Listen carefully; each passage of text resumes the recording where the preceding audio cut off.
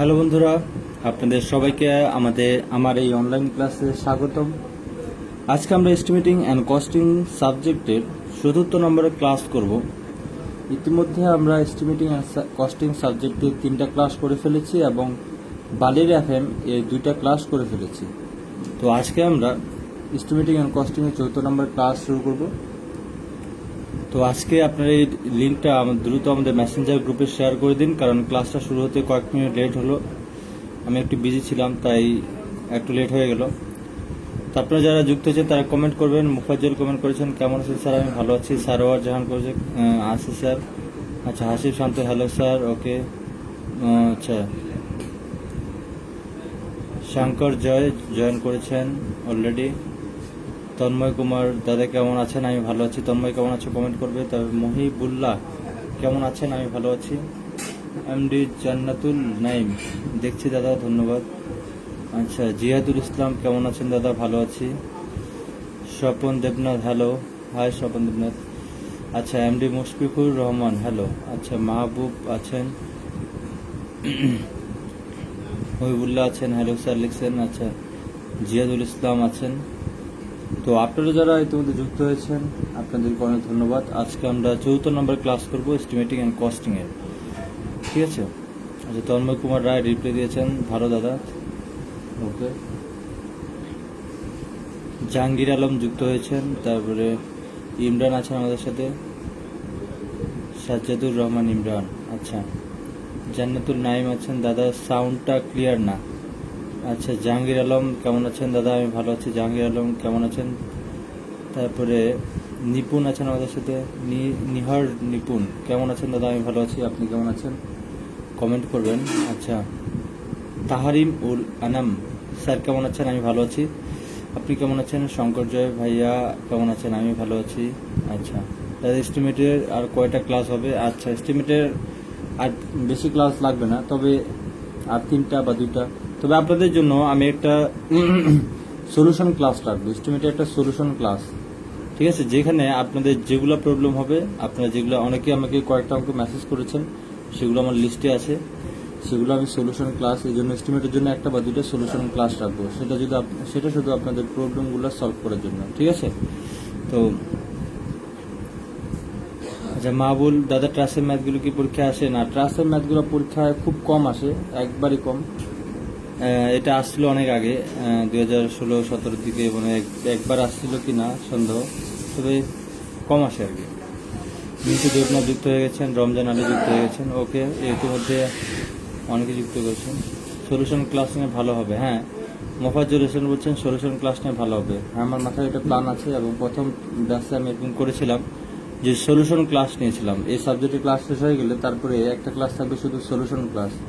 সেখানে আপনারা যে কোনো প্রশ্ন বা যেগুলো আপনারা প্রবলেম ফেস করেন সবগুলো নিয়ে আমাকে বলতে পারবেন বা কমেন্ট করতে পারবেন, শুধু আপনাদের প্রশ্নগুলোর অ্যান্সার দেওয়া হবে। তো আজকে ধারাবাহিকভাবে আমি গত ক্লাসে বলছিলাম যে আজকে পুকুরের অঙ্ক করব, যে পুকুরের যে অঙ্কগুলো আছে সেই অঙ্কগুলো, তো ঠিক তাই আজকে আমরা পুকুরের অঙ্ক করব। এবং পুকুরের অঙ্কগুলো এমনভাবে আপনাদের বুঝতে হবে যেন এই অঙ্কগুলো নিয়ে আপনাদের মাথায় কোনো টেনশন না থাকে বা কোনো প্যারা না থাকে। অনেকে অবশ্য পারেন, কিন্তু অনেকে আবার বেসিক বুঝেন না, কিন্তু অঙ্ক পারেন। তো আশা করবো আজকে সবার জন্য ভালো হবে। আচ্ছা, তো চলুন আমরা। আচ্ছা, তন্ময় লিখছেন যে দাদা লাইভটা কেটে গেল কেন? লাইভ তো কেটে যায়নি, মনে হয় তোমার এখানে নেটওয়ার্কের প্রবলেম, তাই তোমার এখানে মাঝে মাঝে কেটে যাচ্ছে, ঠিক আছে? আমার এখানে তো ফুল নেটওয়ার্ক। তো আমরা প্রথম যে অঙ্কটা করব সেই অঙ্কটা হচ্ছে 3.41 নম্বর অঙ্ক। 3.41 এটা করার পর এটা হচ্ছে এক ধাপ বিশিষ্ট পুকুর, ঠিক আছে? 3.41 নম্বর অঙ্কটা করব প্রথমে। আপনাদের যাদের বই আছে আপনারা একটু বইটা দেখেন।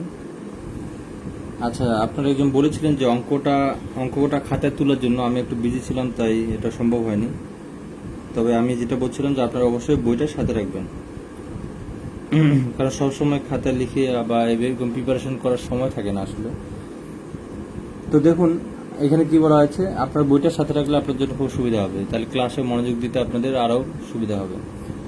এখানে বলছে যে 3.41 নম্বর অঙ্কে তলদেশে 20 মিটার লম্বা এবং 12 মিটার চওড়া বিশিষ্ট একটি আধারের জন্য খাল খননের কাজ করা হইতেছে। আচ্ছা আচ্ছা, অঙ্কটা যেটা বলা আছে, আমি অঙ্কটা যাওয়ার আগে কিছু আপনাদের বেসিক কথা বলি, কারণ আপনাদের বেসিক না বললে আপনারা অনেকে ভুলে যাবেন। তো পুকুর, আমি এমনিতে একটা চিত্র আর্ট করি পুকুরের, আপনাদের বেসিকটা আগে বুঝাই দিই, তারপর আমরা অঙ্কতে যাচ্ছি।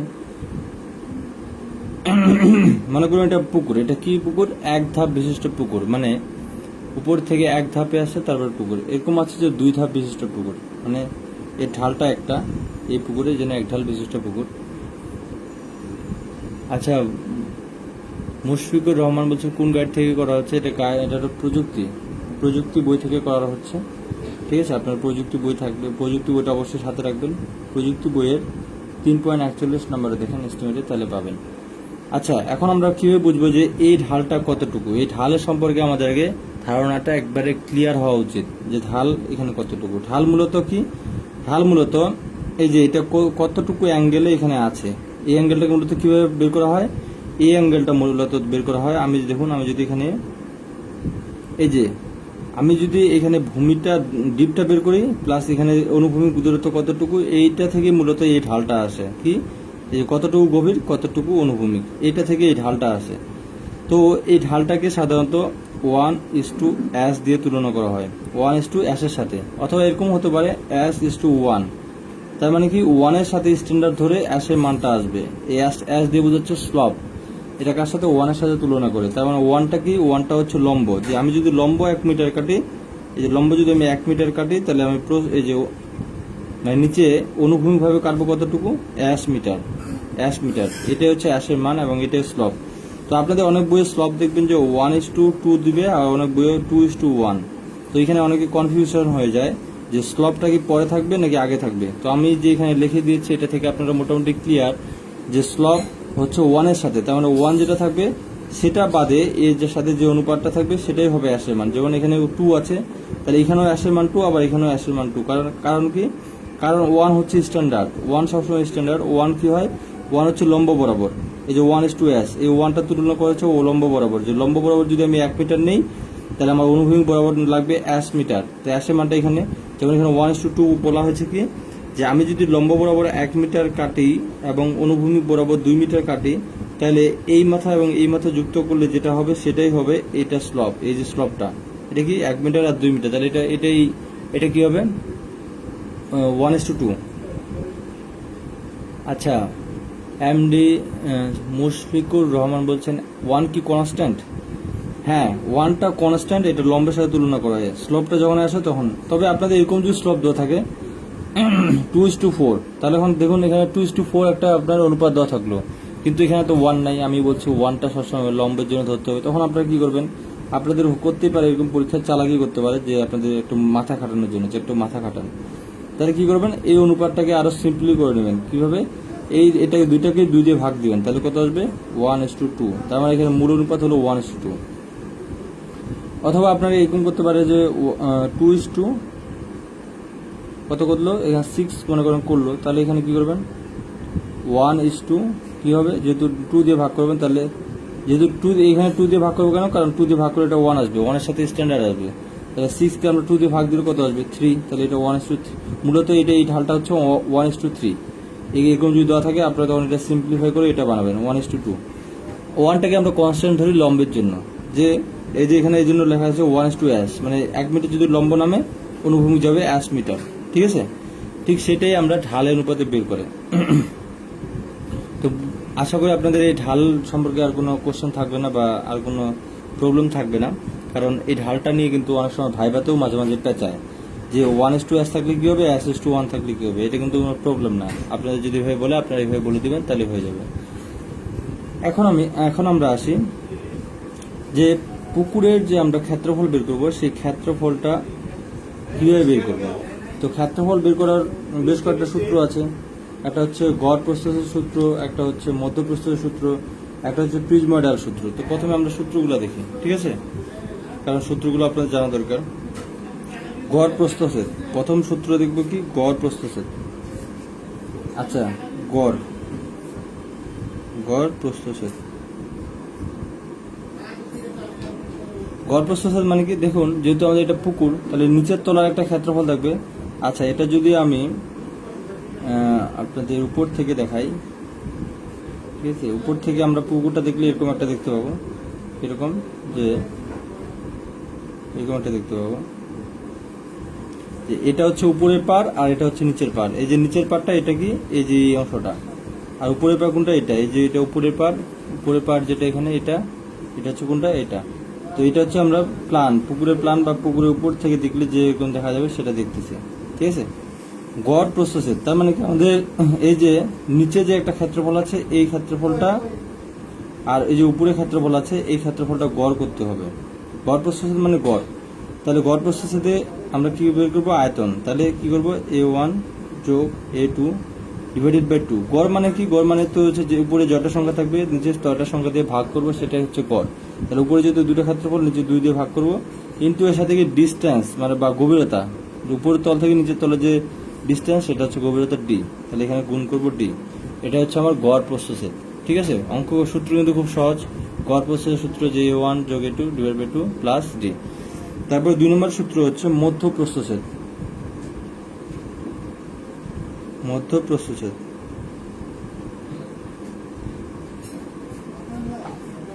প্রস্থচ্ছেদ কি, মধ্য প্রস্থচ্ছেদের সূত্র হচ্ছে AM, এটা আবার সহজ, AM ইন্টু D। AMটা মানে কি, AM মানে বলতে হচ্ছে মিড লেভেল বরাবর এরিয়া। AM বলতে কি বলছে, মিড লেভেল বরাবর এরিয়া। তো AM বের করার ডিটেলসটা আমি দেখাবো আপনাদের। মনে করুন এটা আছে আপনার, আচ্ছা এটা ধরলাম 40, এটা ধরলাম 20, এটা ধরলাম 30, এটা ধরলাম 10, ঠিক আছে। এই যে প্রস্থ বরাবর বাইরের পাড়ের দৈর্ঘ্য 30 মিটার আর ভিতরের পাড়ের দৈর্ঘ্য 10 মিটার, দৈর্ঘ্য বরাবর বাইরের পাড়ের দৈর্ঘ্য 40 মিটার, ভিতরের পাড়ের দৈর্ঘ্য 20 মিটার। এখন যদি আমি AM মানে কি, এই যে মিড লেভেল বরাবর, এই যে মিড লেভেল বরাবর যে ক্ষেত্রফলটা আসবে সেটা AM। তো মিড লেভেল বরাবর আমি ক্ষেত্রফলটা কিভাবে বের করবো, সেটা AM ইকুয়ালটা আমরা লিখবো এখানে। দেখুন কি, দৈর্ঘ্যকে আমরা গড় করব, দৈর্ঘ্যকে করে গড় করবো কিভাবে, 40 যোগ 20 ডিভাইডেড বাই 2 ইন্টু প্রস্থ, এর সাথে গুণ করব।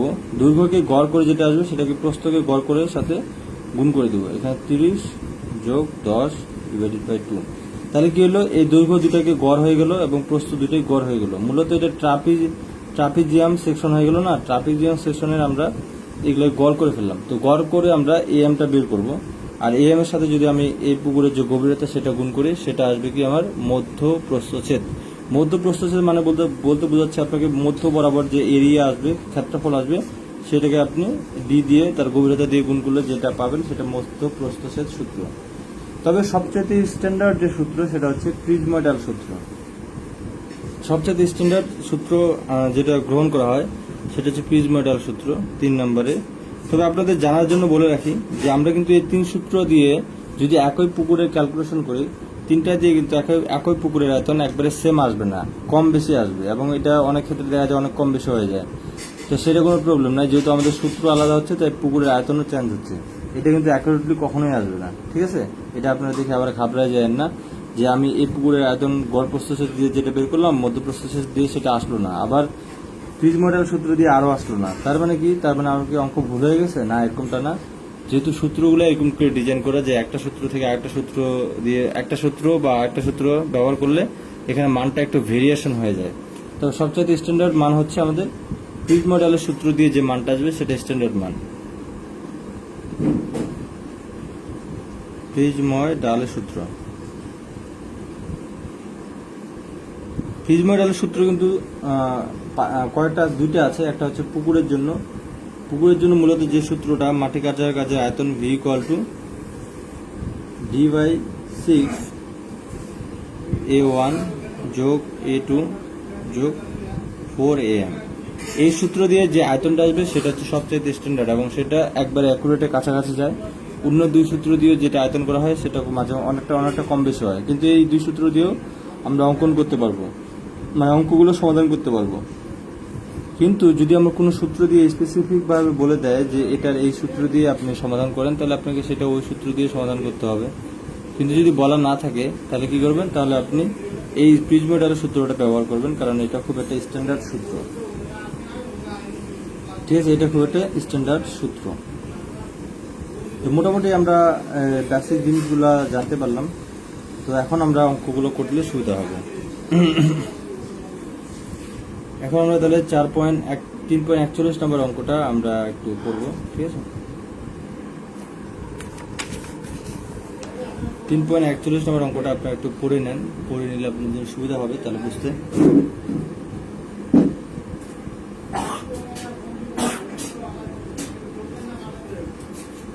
আচ্ছা, 3.41 নম্বর অঙ্কে বলা হয়েছে যে তলদেশে 20 মিটার লম্বা এবং 12 মিটার চওড়া বিশিষ্ট একটি আধারের জন্য খনন কাজ করা হইতেছে।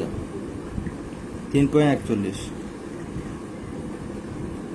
তলদেশে আমাদের এখানে বলা আছে তলদেশে কতটুকু, তলদেশ হচ্ছে 20 মিটার লম্বা।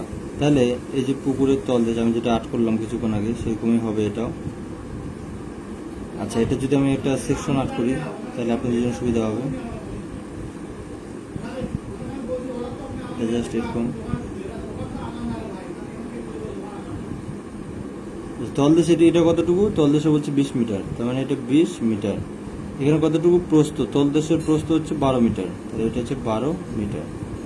এখন আমরা কি আসবো, এখন আমরা তাহলে এখন বলছে যে এবং অনুভূমিক 2 এবং উলম্ব 1। দেখুন এখানে অনুভূমিক 2 বলছে, উলম্ব 1 বলছে। তা উলম্ব কি 1:2, তার মানে এখানে 1:2 অনুপাত। যেহেতু এখানে অনুভূমিক 2 বলছে আর উলম্ব 1, উলম্ব সবসময় একের সাথে তুলনা করা হয়, তাহলে 1:2 অনুপাত এখানে দেওয়া আছে। এবং বলছে যদি গভীরতা 4 মিটার হয়, তার মানে এখানে 4 মিটার গভীরতা, পুকুরের গভীরতা। তাহলে আয়তন, আচ্ছা খননের আয়তন কত এবং খননের পূর্বে ভূমি সমতল ছিল, প্রিজমেটার সূত্র ব্যবহার করো। আচ্ছা, বলছে খননের আয়তন কত এবং খননের পূর্বে ভূমিটা ছিল সমতল, কারণ ভূমি যদি সমতল না হয় উঁচু নিচু হয় তাহলে কিন্তু আমাদের আয়তন চেঞ্জ হবে, আর যদি সমতল হয় তাহলে আমাদের আয়তন একই আসবে। আচ্ছা, নিদর্শন চাকমা স্যার যে কোনো একটা সূত্র দিয়ে সলভ করলে কি হবে? হ্যাঁ হবে, কিন্তু যদি আপনার অঙ্কে স্পেসিফিকভাবে কোনো সূত্র বলে তাহলে আমাদের সেই সূত্র দিয়ে সমাধান করতে হবে। যেমন 3.41 নম্বরে বলছে যে প্রিজমেটাল সূত্র ব্যবহার করতে, এখানে একবারে বলা আছে যে প্রিজমেটাল সূত্র ব্যবহার করতে, তাই আমাদের প্রিজমেটাল সূত্র দিয়ে সমাধান করতে হবে। যদি বলা না থাকতো তাহলে আমরা যে কোনো একটা সূত্র দিয়ে সমাধান করলেই হবে। তো আমরা তাহলে তলদেশের আগে ক্ষেত্রফলটা বের করে ফেলি। তলদেশের ক্ষেত্রফলকে যদি আমি A2 দিয়ে প্রকাশ করি তাহলে এটা কতটুকু হবে, 20 × 12। তাহলে যদি আমি ক্যালকুলেশন করি তাহলে এখানে 4 আসবে, 240 বর্গমিটার। ঠিক আছে, 240 বর্গমিটার A2 আসলো। এখন আমাকে A1 বের করতে হবে। A1 = কত? তো A1 কি, A1 হচ্ছে এই পুকুরের উপরের তলের দৈর্ঘ্য এবং উপরের তলের প্রস্থ। তো সেটা তো আমরা জানি না, সেটা বের করতে পারি না। তো সেটা বের করবো কিভাবে, সেটা বের করার একটা সুন্দর সিস্টেম হচ্ছে যে যেহেতু এখানে ঢাল দেওয়া আছে তাহলে আমরা নিচেরটা থেকে উপরটা যদি বের করি, যে এটা L1, যেহেতু A1 দিচ্ছে, L1 = কি হবে, L1 হবে নিচের দৈর্ঘ্য প্লাস, যেহেতু নিচেরটা থেকে উপরেরটা বেশি তাহলে নিচের দৈর্ঘ্য প্লাস 2SD। 2SD কেন, কারণ আমাদের যে এই যে মূলত দেখুন নিচেরটা যদি আমি দৈর্ঘ্য বরাবর চিন্তা করি, যে নিচেরটা থেকে উপরটা কতটুকু বড়, এতটুকু, তাহলে এটা তো তার ডি, তাই না, এটা ডি ডেপথ। আর এই ডি এর সাথে এখানে স্লপ যদি আমি 1:s ধরি সূত্র বানানোর জন্য, তাহলে এই ডি এর সাথে অ্যাস গুণ করলেই এই ভূমিটা পাওয়া যাবে। তাহলে এটা কি SD, তাহলে এটার মান কতটুকু, এটার মান হবে SD। তার মানে এর গভীরতা যতটুকু তার সাথে এর যে অনুপাত 1 এর সাথে যেটা থাকবে সেটা যদি গুণ করি তাহলে এই ভূমিটা কতটুকু সেটা পাওয়া যাবে, এই ভূমিটা কতটুকু সেটা পাওয়া যাবে। তাহলে এখানে কি করব, এই পাশে একটা SD, এই পাশে একটা SD, তাহলে এই পাশে এই দৈর্ঘ্যের সাথে আমি যদি এই পাশের SD এবং এই পাশের SD যোগ করি তাহলে কি হবে, এই যে ভূমি যোগ 2SD। আশা করি বুঝতে পেরেছেন, কারণ নিচেরটা ছোট, এটা থেকে ওই বাইরেরটা বড়, তাই এটার সাথে কি করতে হলো, এইটুকু যদি SD আর এইটুকু SD, তাহলে এখানে 20 + 2SD যোগ করলে আমি L এর মান পাবো। তাহলে 20 + 2 × S এর মান কত ছিল, 1:2, তার মানে S এর মান এখানে 2 × D এর মান এখানে 4। তাহলে আমরা এটা যদি ক্যালকুলেশন করি তাহলে আমরা একটা মান পাবো, আমরা একটা মান কতটুকু পাবো, 4 × 2 = 8।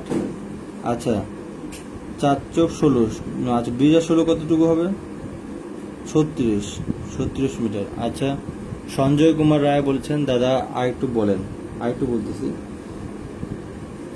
দেখুন এটা কি আমাদের নিচের মানটা দেওয়া আছে, যে নিচের দৈর্ঘ্য কতটুকু, 20 মিটার। ঠিক আছে। আচ্ছা কি মুশফিকুর বলছেন দাদা আরেকটু বলেন। আচ্ছা আরেকটু বলতেছি। আচ্ছা জান্নাতুল বলছেন এসডি আরেকবার বুঝান। আচ্ছা এই এসডি আপনাদের সমস্যা, এই এসডি আপনারা বারবার বুঝতে যাচ্ছেন, সমস্যা নেই, আমি আপনাদের আরেকবার বুঝাচ্ছি। আচ্ছা এই জন্য আমি আপনাদের একটা পিকচার দিয়ে যদি বুঝিয়ে দিই তাহলে সেটা ভালো হবে। আমি যদি এখানে পিকচার অ্যাড করি,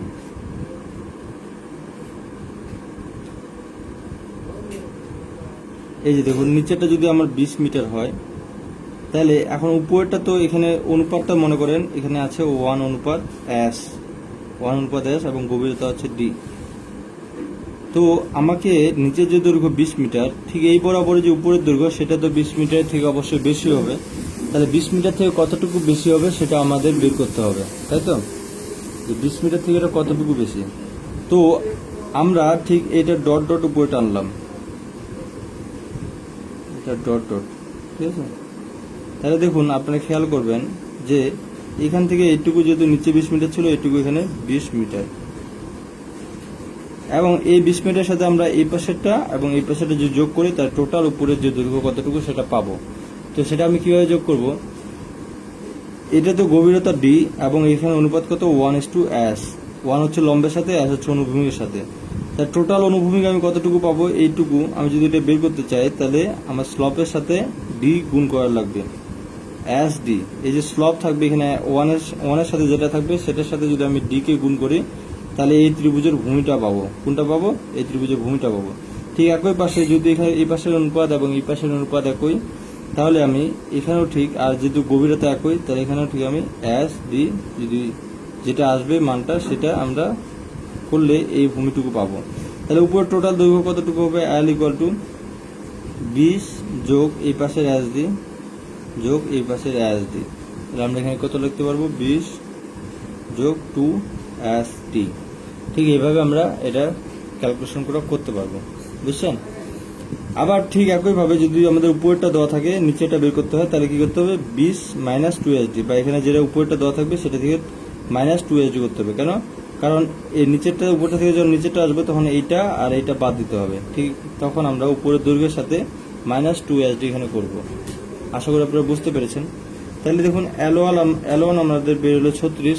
ঠিক একইভাবে আমরা এখানে বি বের করতে পারবো, B1। তাহলে B1 কতটুকু হবে, B1 ঠিক একইভাবে কতটুকু হবে, 12 যোগ 2 ইন্টু এস এর মান কত, 2 ইন্টু 4। হাইট কতটুকু, হাইট হচ্ছে 4। তাহলে ঠিক একইভাবে এটা যদি ক্যালকুলেশন করি তাহলে এখানে আসবে, আচ্ছা 12 যোগ 16 কত আসবে, 12 ছিল 28 মিটার। তার মানে এটা প্রস্থ হচ্ছে 28 মিটার। তাহলে এখানে কি করব, এখানে 36 ইন্টু 28, এটা দুটো গুণ করলে কতটুকু আসবে, দ্রুত কমেন্টের মাধ্যমে জানান যে কতটুকু হবে। আচ্ছা ইফতেকারুল ইসলাম ইসরাক বলেছেন 28 মিটার, ধন্যবাদ আপনাকে। এখন আমি যেটা ক্যালকুলেশন করেছি সেটা একটু বলেন, দ্রুত ক্যালকুলেশন করে কত আসবে, A1 এর ক্ষেত্রফলটা কতটুকু আসবে।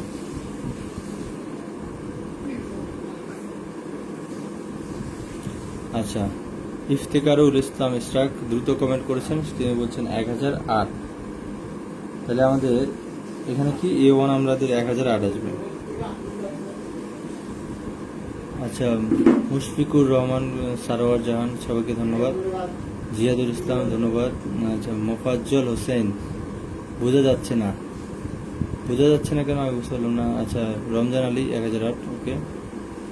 সাজ্জাদ হোসেন জয়েন করেছেন। আচ্ছা তাহলে এটা 1008 মিটার স্কয়ার আসছে। তাহলে এখন আমরা বের করবো AM।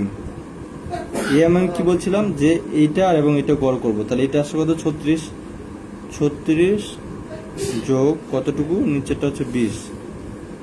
এটা যে দুই দিয়ে ভাগ দিব এবং এর সাথে গুণ করব কতটুকু, এখানে বাইরে ছিল 28, তাহলে 28 যোগ এখানে ভিতরে ছিল 12 ডিভাইডেড বাই 2। এটাকে আমি 2 দিয়ে ভাগ করব। মূলত এটাও আমি গড় করতেছি, এটাও গড় করতেছি।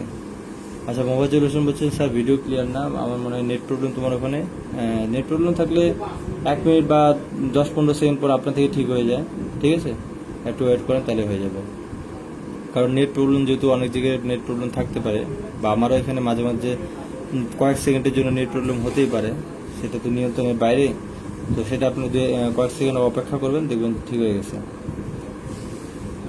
তাহলে এম কতটুকু হবে, এম আমরা যদি এখানে ক্যালকুলেশন করি তাহলে এম এর মান আসবে 560 মিটার স্কয়ার, 560 মিটার স্কয়ার। এখন আমরা ক্ষেত্রফলটা সুন্দর বের করতে পারবো, যেহেতু আমাদের এখানে পিজ মডেলের সূত্র ব্যবহার করতে বলছে, তাহলে আমরা পিজ মডেলের সূত্র অনুযায়ী আয়তনের ক্ষেত্র যে সেটা জানি, d/6 a1 যোগ a2 যোগ 4 am। ঠিক আছে। আচ্ছা, জিয়াদুল ইসলাম কমেন্ট করেছেন 560, ধন্যবাদ জিয়াদুল। তাই ডি এর মান কতটুকু, ডি এর মান এখানে 4/6 ইন্টু a1 কতটুকু বের করছিলাম 240 যোগ a2 কত 1008 যোগ 4 ইন্টু am এর মান 560। এটা ক্যালকুলেশন করেন কত আসবে, তাহলে আমাদের অ্যান্সার কিন্তু চলে আসবে। ঠিক আছে, অ্যান্সার কিন্তু চলে আসবে। তো আপনারা অনেকেই এরকম কোশ্চেন করতে পারেন যে আমরা যদি a1টাকে নিচের ক্ষেত্রফলটাকে a1 ধরি, উপরের ক্ষেত্রফলটাকে a2 ধরি, তাহলে কি কোনো প্রবলেম হয় নাকি? না, তাহলে কোনো প্রবলেম হয় না। আপনি এখানে ক্ষেত্রফল নিচেরটাকেও a1 ধরতে পারেন অথবা উপরটাকেও a1 ধরতে পারেন, এতে কোনো প্রবলেম নাই। ঠিক আছে।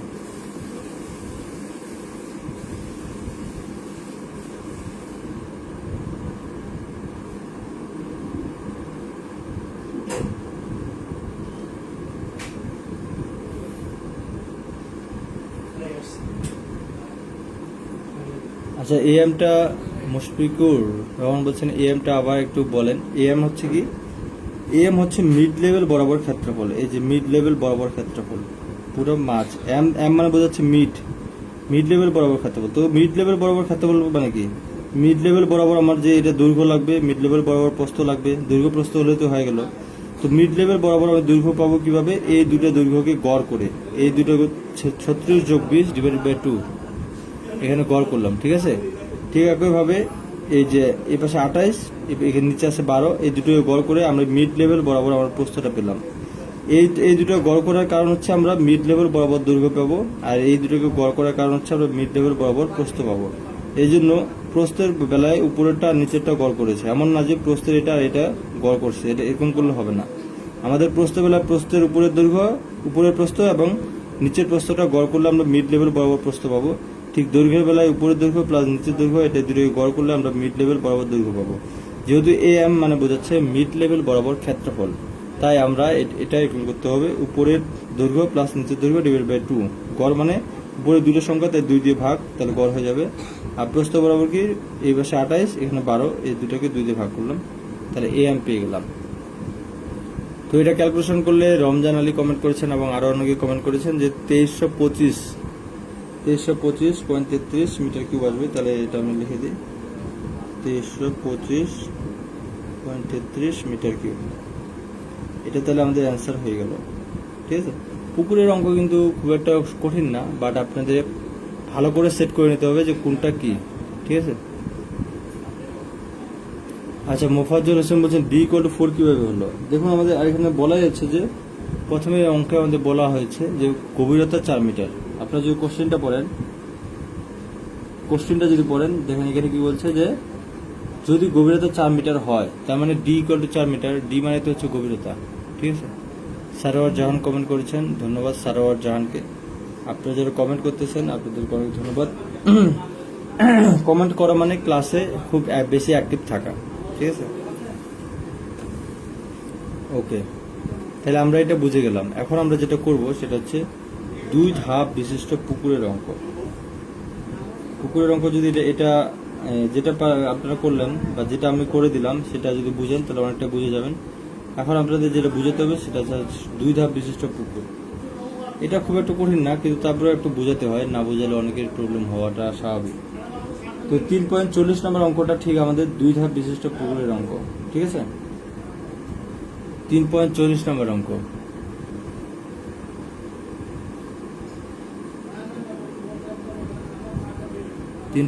নম্বর অঙ্কটা দেখেন, এখানে বলছে নিম্নে পুকুর তৈরি করতে মোট কি পরিমাণ মাটি কাটতে হবে।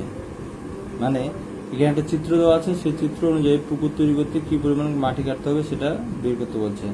আর ব্র্যাকেটে দেওয়া আছে যে উপরের 3 মিটার গভীরতার জন্য 500 ঢাল 2:1 এবং নিচের 5 মিটার গভীরতার জন্য 500 ঢাল 1:1।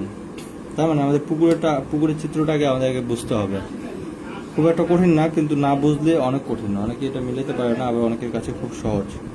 তাই আপনি যদি একবার বেসিক বিষয়টা বুঝে যান, তাহলে আপনাদের কাছেও কঠিন মনে হবে না। তাহলে এটা 2 ধাপ বিশিষ্ট একটা পুকুরের কথা এখানে বলা হয়েছে, 2 ধাপ।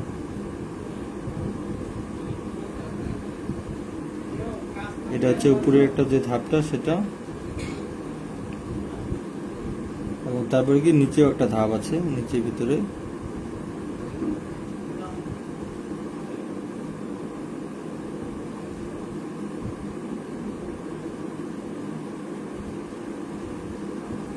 ওই যে এটা হচ্ছে আমরা উপর থেকে দেখলে এরকম দেখাবে। এখন যদি আমরা একটা প্ল্যান দেখতে চাই বা ক্রস সেকশন দেখতে চাই এই লম্বা বরাবর, ক্রস সেকশনটা এরকম হবে।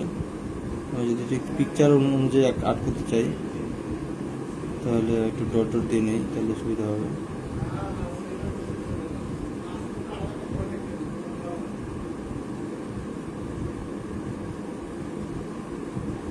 তার মানে দেখুন, আমাদের এখান থেকে যদি শুরু করি, এখান থেকে একটা নির্দিষ্ট ঢাল আসছে, তারপর এখান থেকে এই পর্যন্ত সোজা গেছে, তারপর এখান থেকে আবার এখানে একটা নির্দিষ্ট ঢালে আসছে, তারপর এখান থেকে এখানে সোজা, তারপরে এখান থেকে ঢাল, এখানে সোজা, তারপরে এখান থেকে একটা ঢাল। ঠিক পুকুরটা হচ্ছে এরকম, ঠিক আছে। আমার আশা করি আপনারা বুঝতে পারতেছেন যে 2 ধাপ বিশিষ্ট পুকুরটা কিরকম। পুকুরটা মূলত এরকম পুকুর, যে এই যে প্রথমে এখানে এরকম একটা ঢাল আছে, তারপর এটা সোজা, তারপর এখানে আবার একটা ঢাল আছে, তারপর এটা সোজা, এখানে একটা ঢাল, ঠিক এরকম। তো এখানে আমাদের বলে দিয়েছে যে উপরের অংশের গভীরতা কতটুকু, 3 মিটার। তার মানে এখান থেকে এটুকু হাইট হচ্ছে 3 মিটার, এবং নিচের অংশের গভীরতা এখানে বলা হয়েছে 5 মিটার। তো এখান থেকে এটুকু হচ্ছে 5 মিটার। এবং চিত্রে আমাদের বলা হয়েছে কি যে উপরেরটা অনুপাত হচ্ছে 2:1, আর নিচেরটা অনুপাত কত, 1:1। তারপরে দুইটা অনুপাতগুলো আলাদা আলাদা, ঢালের অনুপাতগুলো আলাদা আলাদা। এবং এখানে বলা হচ্ছে কি যে এটা থেকে এটা দূরত্ব কতটুকু, 4 মিটার। এখান থেকে এখানে যেহেতু অনুভূক আছে, এটাও 4 মিটার। এটা কিন্তু বইয়ে দেওয়া আছে, ঠিক আছে, এগুলো আপনাদের বইয়ে দেওয়া থাকবে। তো আমাদের এখন বের করতে বলেছে যে এটার মাটি কাটতে হলে কতটুকু লাগবে। তো আমি দেখি সর্বপ্রথম কি আমাদের এখানে দেওয়া ছিল এই যে দৈর্ঘ্যটা হচ্ছে 50 মিটার, এবং এই পাশের প্রস্থটা হচ্ছে 40 মিটার। এটা বইয়ে দেওয়া আছে। প্রথমে আমরা কি করব, ক্ষেত্রফল বের করব। ক্ষেত্রফল আমরা A1 যদি বের করতে চাই, A1 মানে কি, A1 হচ্ছে মানে উপরের পরিধি বরাবর ক্ষেত্রফল, উপরের অংশের ক্ষেত্রফল। তাহলে যেহেতু এটা একটা আয়তাকৃতি, তাহলে এখানে ক্ষেত্রফল হবে 50 × 40, তাহলে কত হবে, 4 × 5 = 20, তার মানে 2000 মিটার স্কয়ার। এখন আমরা A2 বের করব। A2 কোনটা, A2 হচ্ছে এই যে নিচের এই লেভেল বরাবর আমাদের কি করব, ক্ষেত্রফলটা বের করব। তো আমাদের A2 বের করলে কি করতে হবে, আমাদের 50 - 2 SD কি করতে হবে, 50 - 2 SD, কারণ যেহেতু উপর থেকে কমে যাবে। তাহলে আমি যদি এখানে করি 50 - 2 SD। আচ্ছা, তন্ময়, ক্রস সেকশনটা কি প্রশ্ন দেওয়া থাকবে? হ্যাঁ, অবশ্যই দেওয়া থাকবে, নাহলে তো আপনি এখানে 4 মিটার বুঝতে পারবেন না, যে এখানে 4 মিটার বা এখানে 4 মিটারের চেয়েও কমও থাকতে পারে, বেশি থাকতে পারে, সেটা তো আপনি বুঝতে পারবেন না যদি দেওয়া থাকে। অবশ্যই আপনার এই দুটি চিত্র দেওয়া থাকবে। তাহলে এখানে আমি নিচের প্রথম ধাপে এই অংশে যদি আমি দৈর্ঘ্য চাই, তাহলে কি করবো, 50 - 2 SD সূত্র। তাহলে এখানে কত হবে, 50 - 2 SD, 2 × প্রথমে ঢাল কতটুকু, যেহেতু আমি প্রথম পর্যায়ে নিচের অংশ বের করতেছি, তাহলে প্রথমে ঢাল ছিল 1:2, তার মানে S এর মান এখানে 2, × D এর মান কতটুকু, 3। তাই এটা ক্যালকুলেশন করলে আমার এটা আসবে 3 × 6, 6 × 12, তাহলে 50 থেকে 12 বাদ দিলে 38 মিটার। তাহলে A2 এটা কতটুকু আসলো, 38। বা আপনারা এখানে ডাইরেক্ট করতে পারেন, যদি কেউ চান যে ডাইরেক্ট করবো, তাহলে এখানে ডাইরেক্ট করতে পারেন, 50 - 2 × 2 যেহেতু 2 SD, 2 × 2 × 3, এটার সাথে এখানে ব্র্যাকেট দিয়ে এখানে গুণ দিতে পারেন। 40 - 2 S এর মান কত, S এর মান এখানে 2, এবং D এর মান কত, 3। একবার আপনারা ডাইরেক্ট এখানে ক্যালকুলেশন করে ফেলতে পারেন, যদি আপনারা চান যে আমরা খুব সহজে নিয়মে ডাইরেক্ট ক্যালকুলেশন করে ফেলবো, তাহলে এটা করতে পারেন। তাহলে এটা আপনার কত আসবে, 1064 মিটার স্কয়ার, 1064 মিটার স্কয়ার। তো আমি কি করব, আমি প্রথমে উপরের ধাপের যে আয়তনটা সেটা বের করে ফেলবো। উপরের ধাপের আয়তনটা বের করে তার সাথে নিচের ধাপের আয়তনটা বের করে যোগ করে দিলে আমার হয়ে যাবে, তাহলে আর কোনো প্রবলেম থাকবে না। তাহলে উপরে আমরা যদি এখানে স্ট্যান্ডার্ড সূত্র দিয়ে বের করতে চাই, পিরিমেটাল সূত্র দিয়ে, ঠিক আছে, আমি শুধু একটা সূত্রই দেখাবো, কারণ বাকি সূত্রগুলো আপনারা পারবেন, বাকি সূত্রগুলো আরো সহজ। পিরিমেটাল যদি সূত্র দিয়ে করতে চাই তাহলে ভিউ, আচ্ছা তাহলে আমাদের AM1 লাগবে, AM1। তাহলে এখানে কত, এখানে করলে এটা আসে 38, এখানে 50 যোগ 38 ডিভাইডেড বাই 2 ইন্টু এটা 50 আর এটা কত 38 আসছে, এটা 40 আসে, তাহলে এখানে কত আসবে, এটা আসবে 28। আপনি যদি ক্যালকুলেশন করেন 40 থেকে 40 মাইনাস 2, এটা আপনার ক্যালকুলেশন করলে এখানে 28 আসবে। তাহলে ঠিক একইভাবে 40 যোগ 28 ডিভাইডেড বাই 2, এটা আপনারা ক্যালকুলেশন করবেন, তাহলে আপনারা AM1 পেয়ে যাবেন। ঠিক আছে, AM1 পেয়ে যাবেন। AM1 কত আসবে আপনাদের, যদি ক্যালকুলেশন করেন তাহলে আপনাদের আচ্ছা 1496 মিটার বর্গমিটার আসবে, 1400। আচ্ছা মুশফিকুর বলছেন আবার একটু বলেন কোনটা বলবো, আমি বুঝলাম না, আমি কি সবটাই বলবো নাকি শুধু AM-টা বলবো? মুশফিকুর রহমান আবার একটু কমেন্ট করবেন যে আপনি কোনটা শুনতে যাচ্ছেন, সবটাই নাকি AM এর অংশটা।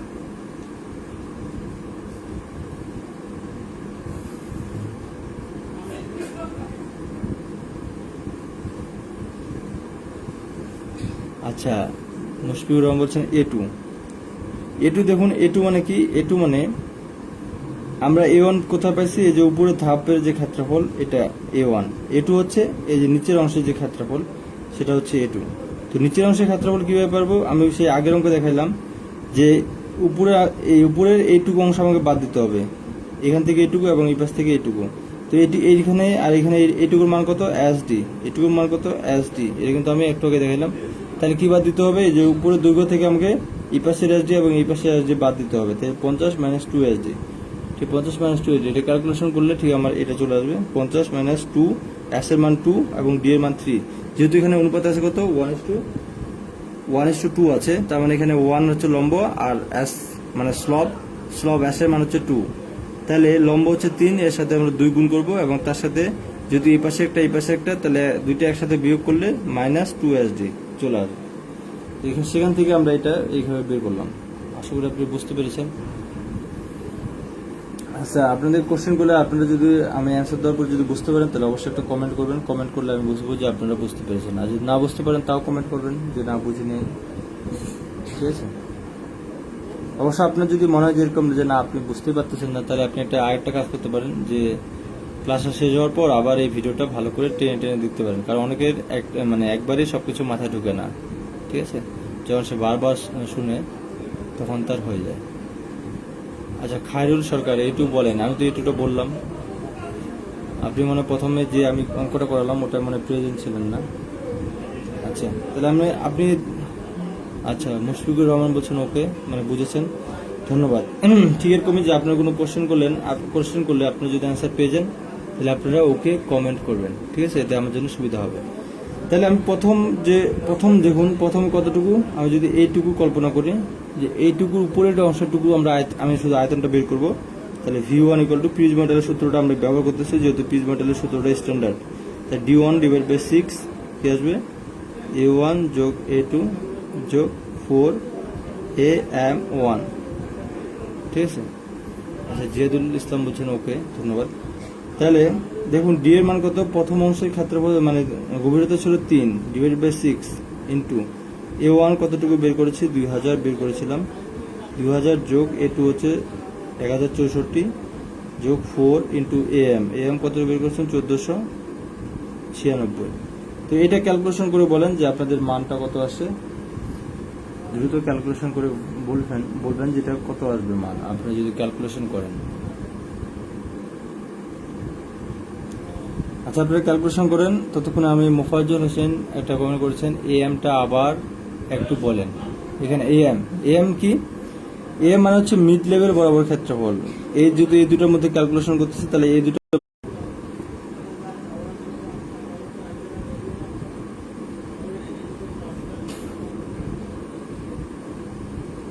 হ্যালো। আচ্ছা, আমাদের একটু প্রবলেম হয়ে গেছিলো নেটে, তাই একটু দুঃখিত আন্তরিকভাবে, কারণ আমার এখানে একটু নেটে চলে গিয়েছিল, তাই আপনাদের একটু প্রবলেম হয়েছে, তাই আন্তরিকভাবে দুঃখিত। তো আমরা আবার সেখান থেকে শুরু করব যেখানে আমি বলতেছিলাম যে আপনাদের ক্যালকুলেশনটা করতে বলছিলাম, আর আমি এমটা বলে দিচ্ছিলাম। এম মানে কি? এম মানে এই দুটো তলের মাঝ বরাবর আমরা আমাদের যেটা আসে আর কি, মাঝ বরাবর যে ক্ষেত্রফলটা আসবে, তো মাঝ বরাবর ক্ষেত্রফল বের করতে হলে কি হবে? আমাকে মাঝ বরাবর আমার দৈর্ঘ্য আর মাঝ বরাবর আমার প্রস্থটা বের করতে হবে। মাঝ বরাবর দৈর্ঘ্য এবং মাঝ বরাবর প্রস্থ, ঠিক আছে?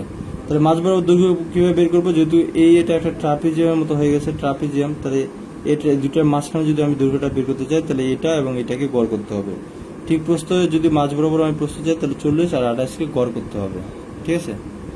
এই দুটো গড় করলে আসবে। ঠিক একইভাবে এখানে গড় করলে আপনাদের এইভাবে করবেন যে 50 যোগ 38 ডিভাইড বাই 2 ইন্টু 40 যোগ 28 ডিভাইডেড বাই 2, ঠিক আছে?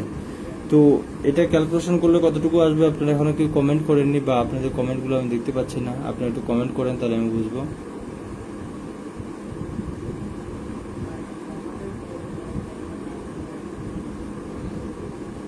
ওকে, সারোয়ার জাহান কমেন্ট করেছেন যে 4524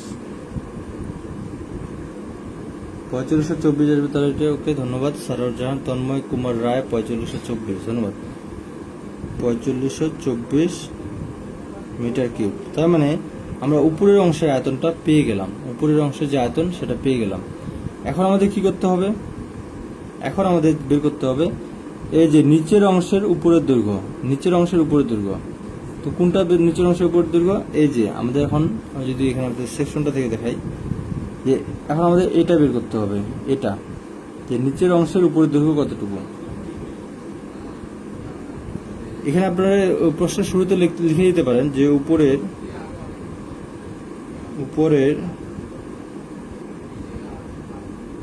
3 মিটার গভীরতার জন্য, যেহেতু এখানে দুইটা পোর্শন চলে আসছে, একটা উপরের অংশ, একটা নিচের অংশ, আর নিচে আপনারা, তারপর আমরা যখন নিচে ক্যালকুলেশন করব তখন আমরা নিচেটা করব। তাহলে দেখুন এখানে কতটুকু ছিল? এখানে ছিল 38 থেকে আমাদের এই পাশে 4 এবং এই পাশে 4 বাদ দিতে হবে। এই যে এখানে 38 ছিল, এই পাশে এইটুকু কতটুকু? এটি পাশে হচ্ছে 4 মিটার, এই পাশে হচ্ছে 4 মিটার।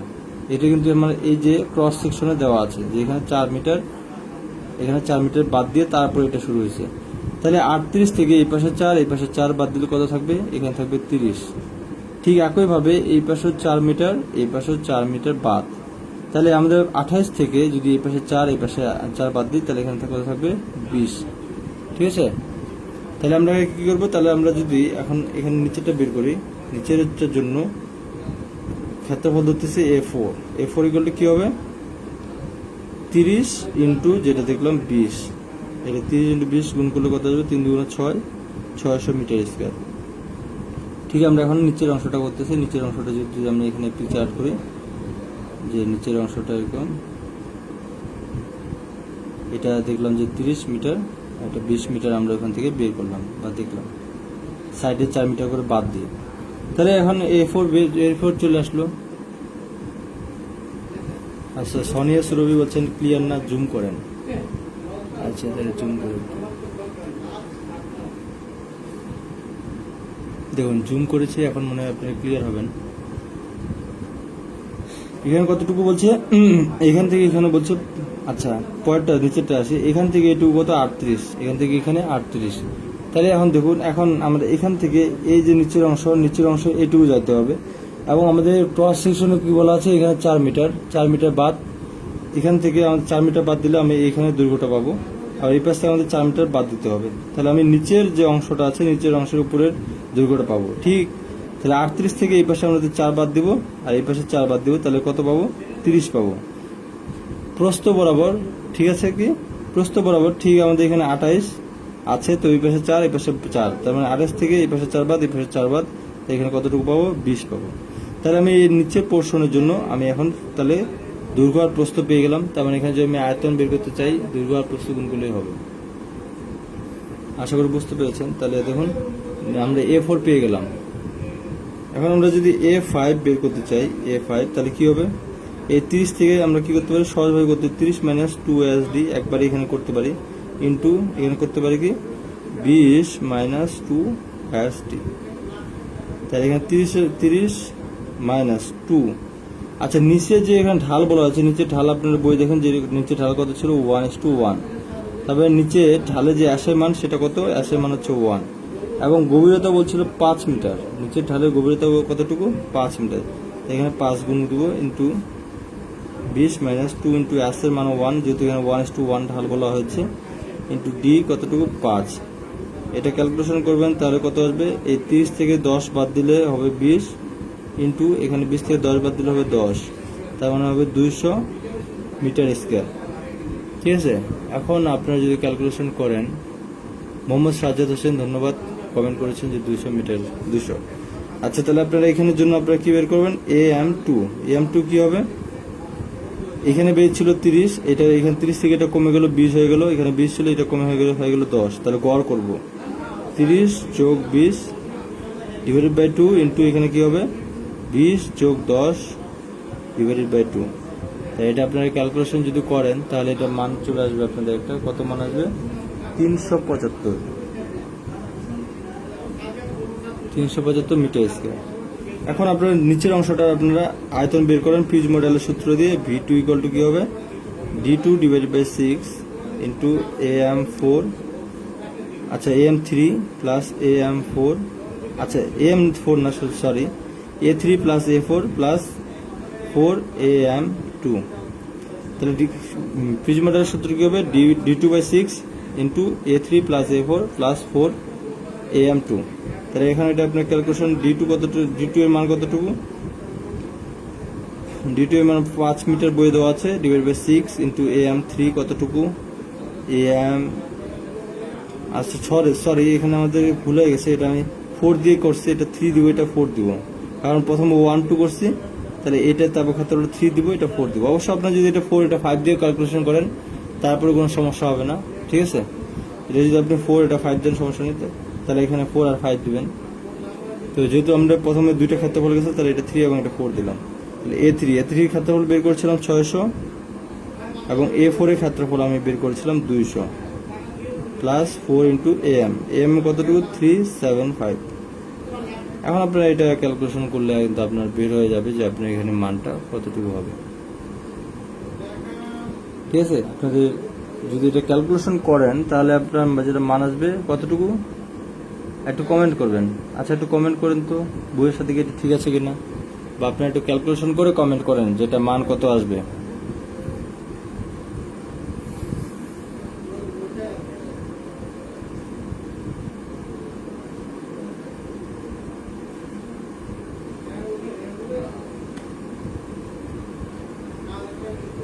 আচ্ছা, ইফতেখার প্রথমে কমেন্ট করেছেন, ইফতেখারুল ইসলাম কমেন্ট করেছেন, ধন্যবাদ, সুন্দর কমেন্ট। আচ্ছা, আপনারা অনেকেই কমেন্ট করেছেন, সোনিয়া সুরভি, তারপর সারোয়ার জাহান এবং আরও অনেকে যাদের নামগুলো পড়তে পারছে না, দ্রুত চলে গেছে। তন্ময়ের ক্যালকুলেশন কেউ না একটু ভুল আসছে, তন্ময় একটু ভালো করে ক্যালকুলেশন করো। সারোয়ার জাহান বলছেন 1916.67, তাহলে এটা কতটুকু হবে, এটা হবে 1916.67 মিটার কিউব। তাহলে এখন আমি যদি টোটাল ভিউ করতে চাই তাহলে কি হবে, V1 যোগ V2। তাহলে আপনার আমাদের উপরে V1 আমরা বের করেছিলাম যেটা হচ্ছে 4524, তো নিচে এটা কত বের করলাম 1916.67। এটা যদি আমরা ক্যালকুলেশন করি মানে যোগ করি তাহলে আসবে 66440.67 মিটার কিউব। এই যে আমরা অ্যান্সার, টোটাল আমাদের পুকুরের আয়তন কতটুকু সেটা আমরা অ্যান্সার বের করলাম। আচ্ছা, মহিবুল ধন্যবাদ, সুমাইয়া সুরভি ধন্যবাদ কমেন্ট করার জন্য। সুমাইয়া সুরভির কমেন্ট কি ভুল আছে, 1616.66 লিখছেন। আচ্ছা, যাই হোক, তাহলে তার মানে আপনারা পুকুরের অঙ্ক বুঝতে পেরেছেন, ঠিক আছে।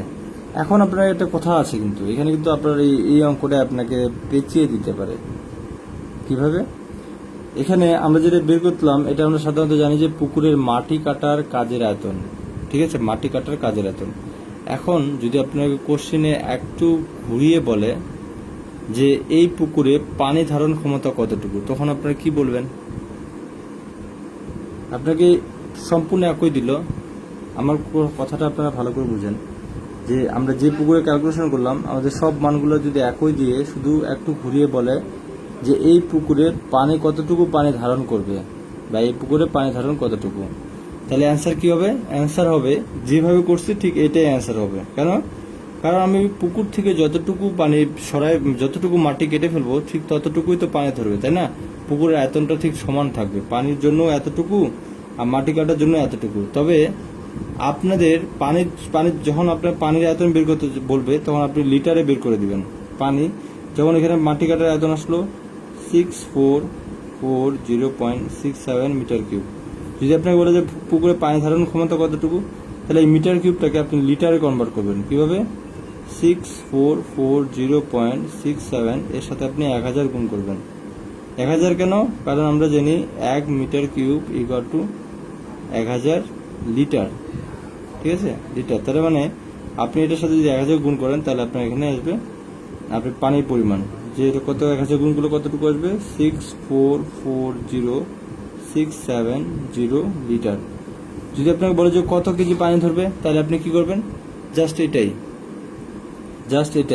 এই যে লিটারটাই কেজি, 6440.670 কেজি। যদি আপনাকে কেজিতে বের করে যে এখানে কত কেজি পানি ধরবে তাহলে কেজিতে বের করবেন, আর যদি কিছু না বলে তাহলে লিটার বের করবেন। তো লিটার ইকুয়াল টু কেজি কেন হলো? শুধুমাত্র পানির জন্য 1 লিটার ইকুয়াল টু 1 কেজি, এটা সবসময় মাথায় রাখবেন। অন্য কোনো তরলের জন্য না, শুধুমাত্র পানির জন্য 1 লিটারের পরিমাণ কতটুকু হবে? 1 কেজি হবে, ঠিক আছে? আচ্ছা, রমজান আলী কমেন্ট করেছেন, ধন্যবাদ আপনার সুন্দর কমেন্টের জন্য। আপনি বিস্তারিতভাবে ক্যালকুলেশনটা করেছেন, ঠিক আছে, নো প্রবলেম। তো এই হলো মোটামুটি পুকুরের অঙ্ক এবং পুকুরের যে কথাগুলো সেগুলো। যদি আপনাকে দেখুন এখানে যদি বলে যে প্রতি মিটার কিউব, আবার যে এখানে কি কি কোশ্চেন আসতে পারে যে যদি 1 মিটার কিউব মাটি কাটতে আমরা 20 টাকা খরচ হয়, তাই টোটাল পুকুরে মাটি কাটতে কত টাকা খরচ হবে? তাহলে কি করবেন? এই যত মিটার কিউব আসে এটার সাথে 20 গুণ করে দিবেন, তাহলে আপনার চলে আসবে যে আপনার কত টাকা লাগবে, ঠিক আছে? কত টাকা লাগবে সেটা আপনার চলে আসবে। এভাবে আপনাদের কোশ্চেনগুলো একটু ঘুরিয়ে দিতে পারে যে 1 মিটার কিউবের জন্য 20 টাকা, 1 মিটার কিউব মাটি কাটার জন্য যদি 20 টাকা খরচ হয় তাহলে পুকুরটা টোটাল মাটি কাটতে কত টাকা খরচ হবে? এইভাবে আপনি যদি আসে আপনি জাস্ট একটু ভালো করে চিন্তা করে অ্যান্সার করলে হয়ে যাবে। আর আমরা তো এখানে আয়তনটা বের করে ফেলছি মিটার কিউবে, এর সাথে আমরা যদি 1 মিটার কিউবে 20 টাকা তাহলে এটা আমরা আচ্ছা। আর স্যারও যেমন এমসিকিউর জন্য কি এই গ্রুপটা ইউজ করবেন স্যার? আচ্ছা, তন্ময় কুমার বলছেন বিশুদ্ধ পানির জন্য। হ্যাঁ, এটা বিশুদ্ধ পানির জন্য। আচ্ছা, এমসিকিউর জন্য না, এমসিকিউর জন্য আমাদের হচ্ছে আলাদা গ্রুপ একটা বানানো হয়েছে, সেটা শুধুমাত্র আপনাদের জন্য না, সেটা সবার জন্য। আমাদের first batch, second batch plus others যে স্টুডেন্ট আছে সবাই সেখানে এমসিকিউ গ্রুপে জয়েন করতে পারবে। এবং এমসিকিউ গ্রুপের জন্য আলাদা একটা ফি আছে, যে টোটাল 5টা পরীক্ষা নেওয়া হবে, এক মাস ধরে 5টা পরীক্ষা নেওয়া হবে। সেই 5টা পরীক্ষার ফি টোটাল 150 টাকা। সেই 150 টাকা আপনি পেড করলে আপনাকে এমসিকিউ গ্রুপে অ্যাড করা হবে, এবং এমসিকিউ গ্রুপে একটা নির্দিষ্ট সিলেবাসও আছে। সেই সিলেবাস আপনি কি করবেন? সেই সিলেবাস অনুযায়ী আপনি পরীক্ষা দেবেন, ঠিক আছে? সেই সিলেবাস অনুযায়ী পরীক্ষা দিলে কি হবে? আপনার খুব দ্রুত এমসিকিউটাও আপনার কমপ্লিট হয়ে যাবে। আমরা জানি যে এখনকার যে চাকরি পরীক্ষাগুলো আসতেছে সেগুলো আমাদের ডিপার্টমেন্টে যত টাকা থাকে এমসিকিউ এ ঠিক তত টাকাই না, তত মার্কে থাকে। ডিপার্টমেন্টে যত মার্ক থাকে এমসিকিউ ঠিক তত মার্কে থাকে, তাই না? তাই এখন আমাদের এমসিকিউ ভালো করা খুব গুরুত্বপূর্ণ হয়ে দাঁড়িয়েছে ডিপার্টমেন্টের পাশাপাশি। আর ডিপার্টমেন্টে তো আমাদের অবশ্যই ভালো করতে হবে, কারণ ডিপার্টমেন্টে আমাদের লিখিত পরীক্ষা থাকবে প্লাস ভাই ডিপার্টমেন্ট নিয়ে খুব ভালো কোশ্চেন করবে। ভাই যদি আমরা ডিপার্টমেন্ট না পারি তাহলে সেখানেও পসিবিলিটি থাকে না। তাই ডিপার্টমেন্ট আমাদের অবশ্যই শিখতে হবে। তার পাশাপাশি আমরা যদি এমসিকিউ একটু গুরুত্ব দিই, মানে একটা সিলেবাস অনুযায়ী আগাই, তাহলে কিন্তু আমাদের খুব দ্রুত শেষ হবে। ঠিক এই জন্যই এমসিকিউ এ আমরা শুরু করেছি এই এক্সাম পদ্ধতিটা। আপনারা যার ইচ্ছা অ্যাটেন্ড করলে আপনি যদি ইচ্ছা অ্যাটেন্ড করবেন তাহলে অ্যাটেন্ড করতে পারেন, যদি মনে হয় না করবো না সেটা আপনার ইচ্ছা। আচ্ছা, মুশফিকুর রহমান বলছেন এমসিকিউ থেকে ফার্স্ট থেকে শুরু করা যাবে? হ্যাঁ, এমসিকিউতে ফার্স্ট থেকে শুরু করা যাবে। আমাদের এটা প্রথম পরীক্ষা, 1 তারিখে, এবং আমাদের সিলেবাস অলরেডি গ্রুপে দেওয়া আছে। কিন্তু তারপরে যদি আপনারা কেউ সিলেবাসটা চান আমি দিতে পারি, তবে আপনারা যদি ফিটা পেড করেন তারপরে আপনাকে এমসিকিউ গ্রুপের জন্য একটা আলাদা গ্রুপ আছে, মেসেঞ্জার গ্রুপ, সেই গ্রুপে অ্যাড করা হবে এবং সেই গ্রুপে আমাদের শিডিউল অনুযায়ী আপনাদের পরীক্ষার জন্য লিঙ্ক দেওয়া হবে। ঠিক আছে, আপনি সেই লিঙ্কে গিয়ে শুধু অ্যান্সার করতে পারবেন আপনার এমসিকিউ, এবং পরবর্তীতে আপনার রেজাল্ট দেওয়া হবে যে আপনি কতর মধ্যে কত পেলেন। আচ্ছা এমডি, আচ্ছা স্যার বলছেন নেক্সট কি সার্কুলার আসছে। স্যার নেক্সট অনেকগুলো সার্কুলারে আসার কথা, তার মধ্যে সবচেয়ে যে বড় সার্কুলার সেটা হচ্ছে পলিটেকনিকের জুনিয়র ইনস্ট্রাক্টরের সার্কুলার। সেটা হচ্ছে সামনের মাসের জুলাইয়ে হতে পারে, যদি করোনা খুব একটা না বেড়ে যায় বা প্রবলেম না হয়, তাহলে আমাদের টিটিসি এবং কারিগরিতে শিক্ষক নিয়োগের একটা বিশাল সার্কুলার আসতে পারে, যেটা হচ্ছে সবচেয়ে বড় সার্কুলার হবে পলিটেকনিকের শিক্ষক নিয়োগে এই পর্যন্ত, এবং এটা খুব বড় একটা চান্স। আপনারা কিন্তু আপনাদের সময়গুলো খুব দ্রুত কাজে লাগানোর চেষ্টা করেন, কেননা দেখুন এলজিডিতে কিন্তু 650 জন নিয়ে নিছে, D5 মিস্ট্রিতেও নিয়ে নিবে 700-800 জন। তার মানে এরপরে যে চাকরিগুলো আসবে সেখানে কিন্তু ভালো স্টুডেন্ট বা কোয়ালিটি সম্পন্ন স্টুডেন্টের সংখ্যা খুব কম থাকবে। তখন যদি আপনারা একটু ভালো করে পড়ে ভালো করে পরীক্ষা দেন, তখন কিন্তু আপনাদের রিটার্নে প্লাস ভাইভের চান্স পাওয়ার খুব বেশি। এটা আমার মনে হয় আপনাদের জন্য একটা সুবর্ণ সুযোগ, কারণ আপনাদের সাথে যারা প্রিপারেশন নিচ্ছিল তাদের মধ্যে থেকে শুধু এলজিডি এবং D5 মিনিস্ট্রি না, এর সাথে পানি উন্নয়ন বোর্ড আছে, পিজিসিবি আছে, কারণ এগুলো ভাইভাগুলো প্রায় হয়ে যাচ্ছে। ভাইভা হয়ে গেলে এরা জয়েনিংয়ে চলে যাবে, জয়েনিং গেলে কমপক্ষে 1500 থেকে 2000 সিভিল ডিপার্টমেন্টের স্টুডেন্ট জয়েন করে ফেলবে। তারপরে কিন্তু একটা বিশাল জায়গা ফাঁকা হয়ে যাবে কম্পিটিশনের, মানে কম্পিটিশনটা কিন্তু অনেকটা কমে যাবে। কারণ এতদিন কম্পিটিশন এত হাই লেভেলে ছিল কেন, কারণ প্রায় 2 বছর থেকে সিভিল ডিপার্টমেন্টে কোনো চাকরির সার্কুলারে নিয়োগ হচ্ছিল না, সবগুলো পেন্ডিং আকারে ছিল। তো এখন সবগুলো নেওয়া শুরু হয়ে গেছে, অলরেডি এলজিডি রেজাল্ট দিয়ে দিয়েছে, D5 মিনিস্ট্রির ভাইভা হলে রেজাল্ট দিয়ে দিবে, তারপর পানি উন্নয়ন বোর্ডে ভাইভা চলতেছিল, থেমে গেল, সেটা ভাইভা কমপ্লিট করে রেজাল্ট দিয়ে দিবে। পিজিসিবির ভাইভা চলবে সামনে, পিজিসিবির ভাইভা হলে রেজাল্ট দিবে। তার মানে আপনাদের সাথে কম্পিটিশন করার মানুষের সংখ্যা কিন্তু খুব কমে যাবে। আচ্ছা একজন বলছে যে সিলেবাসটা দিয়েন। আচ্ছা আমি সিলেবাসটা দিব, সমস্যা নেই, আমাকে মেসেঞ্জারে নক করবেন অথবা আপনারা গ্রুপে নক করলেও হবে। আচ্ছা মাহবুব আলম হোসেন, দাদা পলিটেকনিকের সার্কুলারে আবেদন করার জন্য কি সিজিপিএ 3 পয়েন্ট লাগবে? আচ্ছা নিবেদন থাকা লাগবে, আর শিক্ষক নিবন্ধন কোনো কিছু লাগবে না। সিজিপিএ 3 পয়েন্ট চাই কিনা আমি নট শিওর, তবে এখানে শিক্ষক নিবন্ধন কোনোটা লাগবে না। ঠিক আছে, শিক্ষক নিবন্ধন লাগে না পলিটেকনিকের সার্কুলারে, জাস্ট আপনার বিপিএস এর মাধ্যমে সার্কুলার হবে, আর সেটাতে আপনি পরীক্ষা দিয়ে জাস্ট করতে পারবেন, এখানে নিবন্ধনের কোনো দরকার নেই। এমডি জান্নাতুল নাইম, জুনিয়র ইনস্ট্রাক্টর এক্সাম কি পিএসসি নেবে? হ্যাঁ অবশ্যই, জুনিয়র ইনস্ট্রাক্টর হচ্ছে 10ম গ্রেডের, এটা অবশ্যই পিএসসির মাধ্যমে হবে।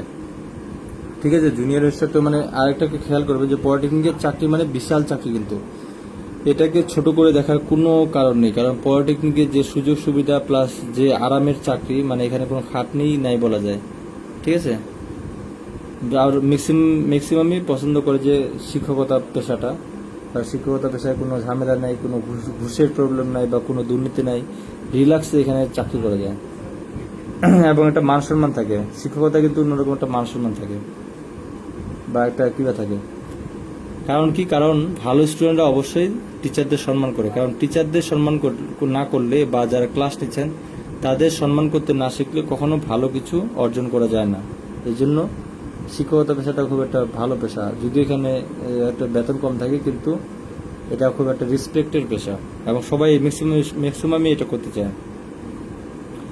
অফার চলেছেন, পোস্ট কতজনের হতে পারে? পোস্ট অনেক বেশি হবে, যেহেতু সিভিল ডিপার্টমেন্টে প্রায় প্রতিটা জেলায় ম্যাক্সিমাম পলিটেকনিকে আছে সিভিল ডিপার্টমেন্টের, এই জন্য আপনার পোস্ট অনেক হতে পারে, 700, 800 বা 1000 পার হয়ে যেতে পারে। যাই হোক, একটা বড় পোস্ট হবে। তো আপনাদের জন্য যেটা হচ্ছে প্রিপারেশন নেন, কারণ আপনারা যে হঠাৎ যে সার্কুলার দিয়ে হঠাৎ পরীক্ষা হয় বা 2-1 মাসের ভিতরে, তখন কিন্তু আপনারা হঠাৎ করে অত কিছু প্রিপারেশন নিতে পারবেন না। তাই এখন থেকে ধাপে ধাপে আগান। আর যদি চান যে এমসিকিউ প্রিপারেশন নেবেন, তাহলে এমসিকিউ গ্রুপে যুক্ত হয়ে যান, এমসিকিউ পরীক্ষা দেন, কারণ প্রিপারেশনটা হচ্ছে খুব ইম্পর্টেন্ট। চাকরি পরীক্ষা টিকতে হলে অবশ্যই আপনাকে পড়ালেখা করতেই হবে, পড়ালেখা ছাড়া কারো চাকরি পরীক্ষা টিকার কোনো সম্ভাবনা নাই। পলিটেকনিকে যদিও আমরা একটা নির্দিষ্ট সিলেবাস করে পাশ করে গেছি, বিগত সালে কোশ্চেনগুলো পড়েছিলাম, সেই জায়গা থেকে অনেকে পাশ করে গেছেন, কিন্তু চাকরি পরীক্ষা এখানে কোনো সার নেই, এখানে অবশ্যই আপনাকে বিস্তারিত জানতে হবে। ওকে। আর মাহবুব আলম একটা বড় কমেন্ট করেছেন, তার কমেন্টটা দেখি। দাদা, আর একটা বিষয়, পিএসসি যে সিলেবাসে পরীক্ষা নিতে থাকে, এই সিলেবাসে পরীক্ষা নিবে নাকি জুনিয়র ইনস্টিটিউটের জন্য সিলেবাস আলাদা আছে? আচ্ছা, তন্ময় গুরময় রায় বলছেন প্রথমটা কি এমসিকিউ হবে? হ্যাঁ, প্রথমটা হচ্ছে পিএসসি যদি আন্ডার পরীক্ষা দেন আপনাদের 3টা পরীক্ষা ফেস করতে হবে। প্রথমটা হচ্ছে এমসিকিউ, তারপর মানে প্রিলি পরীক্ষা, তারপরটা হচ্ছে রিটার্ন পরীক্ষা, তারপরে ভাইভা পরীক্ষা। আচ্ছা, প্রিলি পরীক্ষা আপনাদের ডিপার্টমেন্ট প্লাস নন ডিপার্টমেন্ট দুটো মিলেই মার্ক থাকবে, আর রিটার্ন পরীক্ষা ঠিক একই, নন ডিপার্টমেন্ট প্লাস ডিপার্টমেন্ট দুটোই মিলে মার্ক থাকবে, এবং ভাইভাতে আপনার ঠিক নন ডিপার্টমেন্ট প্লাস ডিপার্টমেন্ট দুটোই থাকবে। তো এখন কথা হচ্ছে যে সিলেবাস থেকে আগের মতো থাকবে কিনা নাকি আলাদা? হ্যাঁ, সিলেবাস আগের মতো থাকবে। 10ম গ্রেডের জন্য পিএসসি এর আগে যেরকম কোশ্চেন করেছিল ঠিক সেই ওই সিলেবাসে থাকবে। তবে সিলেবাস চেঞ্জ করলে তারা অবশ্যই জানিয়ে দিবে। পিএসসির এটা ভালো দিক যে তারা সিলেবাস বলে দেয় যে বাংলা থেকে কত মার্ক থাকবে, ইংরেজি থেকে কত মার্ক থাকবে, তাদের একটা নির্দিষ্ট প্যাটার্ন আছে, সেই প্যাটার্ন অনুযায়ী তারা সবসময় পরীক্ষা নেয়। ঠিক আছে। আর পিএসসির মাধ্যমে যদি আপনারা চাকরি পান, তার মানে বুঝবেন যে আপনার কপাল খুলে গেছে বা আপনার ভাগ্য খুলে গেছে। ঠিক আছে। পিএসসির মাধ্যমে চাকরি পেলে অনেক সুযোগ সুবিধা পাওয়া যায় এবং প্রমোশনও একটা নির্দিষ্ট সময় পরে পাওয়া যায়। ঠিক আছে। এখানে কোনো ঝামেলা নেই। পিএসসির মাধ্যমে চাকরি পাওয়া মানে আপনার হচ্ছে আপনি খুব একটা ভালো কিছু করেছেন। ঠিক আছে। মানে আপনি হচ্ছে লাইফে সাকসেস হয়েছেন এরকম বলতে পারেন, কারণ পিএসসি আন্ডারের চাকরিগুলা খুব ভালো এবং এগুলা পুরা সরকারি চাকরি, এখানে কোনো আর কোনো ঝামেলা নেই। এবং কি পিএসসির মাধ্যমে যে চাকরিগুলো হয় সেগুলো কিন্তু দুর্নীতি খুব কম হয়। ঠিক আছে। এবং অনেকে আপনারা ভাবেন যে অনেকে ঘুষে টাকা খায় বা ঘুষ না দিলে চাকরি হয় না, এরকমটা কিন্তু পিএসসির মাধ্যমে হওয়ার সম্ভাবনা একবারে নেই। আপনারা দেখবেন এলজিবিতে যা চাকরি হয়েছে ম্যাক্সিমাম 98% বা আপনারা 100% বলতে পারেন যে সবার টাকা ছাড়া, এবং টাকা ছাড়া কোনো যোগাযোগ ছাড়া। তাই আপনাদের যদি টাকা ছাড়া বা যোগাযোগ ছাড়া এরকম চাকরি নিতে চান, তাহলে অবশ্যই আপনাদের প্রিপারেশন নিতে হবে। মূল কথা হলো আপনাদের প্রিপারেশন ছাড়া কোনো কিছু সম্ভব না। ভালোভাবে প্রিপারেশন নেন, দ্রুত প্রিপারেশন নেন, কারণ বর্তমান কম্পিটিশনের যুগ। যত দ্রুত আপনি আপনার সিলেবাসকে আয়ত্তে আনতে পারবেন, তত আপনি অন্যদের তুলনায় এগিয়ে থাকবেন। আর চাকরি পরীক্ষা মানে একটা নির্দিষ্ট মানে নির্দিষ্ট মার্ক পালে যে পাশ করবেন এমনটা না, আপনাকে কম্পিটিশন করে ফার্স্ট, সেকেন্ড, থার্ড বা এরকম অর্জন করতে হবে।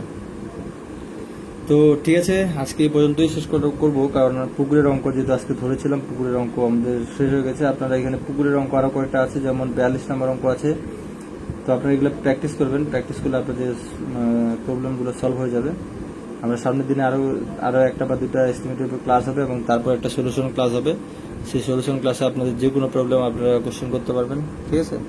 আমি সেটা অ্যান্সার দেওয়ার চেষ্টা করবো, এবং সলিউশন ক্লাস হওয়ার পরেই আমরা হচ্ছে পরীক্ষা নিয়ে নিব। এস্টিমেটিং এবং বালির এফএম, এই দুটা বিষয়ের উপর একটা কোশ্চেন হবে, সেই কোশ্চেন আপনাদের পরীক্ষা নেওয়া হবে। স্যার জান, থ্যাংক ইউ স্যার। স্যার আপনার সাজেশন শুনে খুব ভালো লাগলো। মোফাজ্জল হোসেন, ধন্যবাদ আপনাদের সুন্দর কমেন্টের জন্য। আসলে আমাদের আগে জানা দরকার যে আমাদের কী পড়তে হবে, কীভাবে পড়তে হবে, এবং কতটা পড়তে হবে, কতটা দ্রুত। এটা এই কয়েকটা বিষয় জানা থাকলে আমাদের পড়ার ভিতরে একটা ইন্সপিরেশন বা একটা অনুপ্রেরণা বা একটা পড়ার ভিতর যে একটা গতি আছে সেটা চলে আসবে। ঠিক আছে। তো আপনাদের দরকার যে খুব দ্রুত প্রিপারেশন নেওয়া, কারণ আপনারা যত তাড়াতাড়ি চাকরি পাবেন তত তাড়াতাড়ি আপনাদের পরিবার একটা ভালো জায়গায় যেতে পারবে। কারণ আমাদের পরিবার এখন আমাদের উপর, বা আপনাদের পরিবার আপনাদের উপরেই কিন্তু নির্ভরশীল। তো সেটা যত তাড়াতাড়ি যত দ্রুত আপনি মানে যত দ্রুত কষ্ট করে একটা চাকরি পাবেন, তত দ্রুত কিন্তু আপনার কপালে সুখ বা শান্তি আসবে, এরকমটাই ভাবা হয়। কারণ একটা চাকরি মানেই, সরকারি চাকরি মানে তো আরো এটা হচ্ছে সবচেয়ে মানে সোনার হরিণ যেটাকে বলা যায়। ঠিক আছে। সোনার হরিণ, সরকারি চাকরি মানেই সোনার হরিণ। এটা পেতে হলে একটু কষ্ট করতেই হবে, আর আপনাকে দ্রুত ছুটতে হবে। প্রিপারেশন যেহেতু, আপনি যদি লেট করেন বা আস্তে আস্তে যান, তার মানে আপনার চাকরিতেও সময় লাগবে।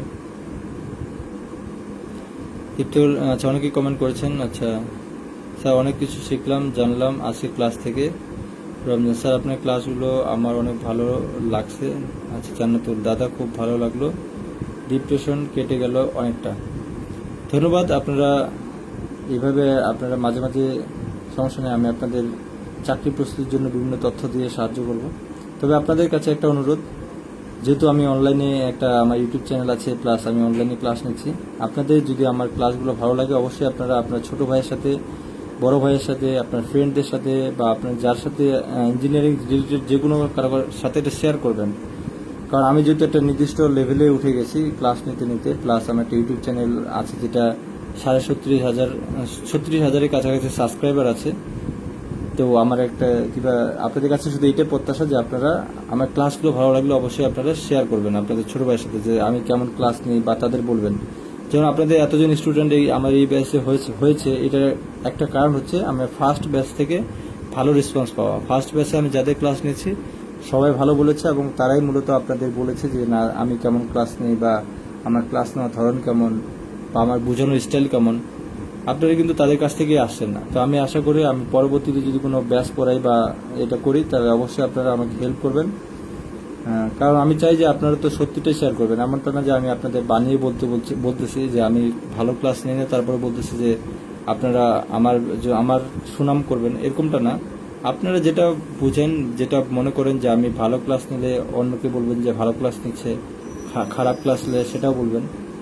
তো আপনাদের কাছে এটাই রিকোয়েস্ট যে আমার ক্লাসগুলো ভালো লাগলে অন্তত আপনাদের ফ্রেন্ড, ছোট ভাই, বড় ভাই বা পলিটেকনিকের যে কোনো গ্রুপে শেয়ার করবেন, বা ফেসবুকে আমাকে ট্যাগ দিয়ে পোস্ট করতে পারেন।